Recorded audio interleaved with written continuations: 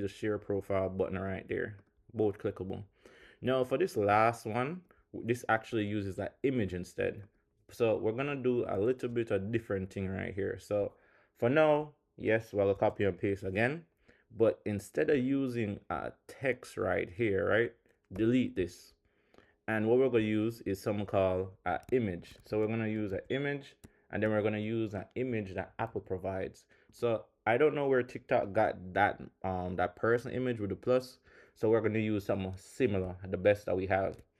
And Apple provides a bunch of images that we can use. So if we go to SF symbols, this right here, and say we type in person, I already did this, person, you'll see you get a couple of them. And this is the closest one I found so far, person.badge.plus.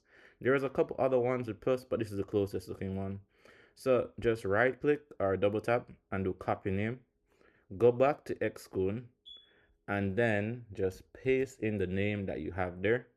And now if we look at our simulator, you'll see that we see this button right there, and it looks a little bit different, but as I said, this is the best one we have closest similar. So now the issue though is that they're like, yo, we don't want this to be blue. So let's fix this, and we know already how to fix this, like we did for the text. So at the image, let's just add a new modifier to this. So we'll say foreground style, and we'll just say black. And now we have pretty much our view right here. So I'll scroll up so you can see more. And this is how our TikTok view is pretty much looking.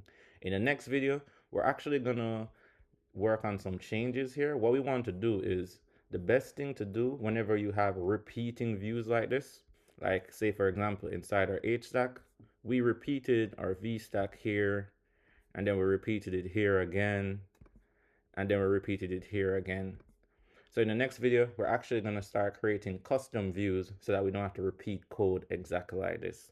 So, all right, that's it for this one.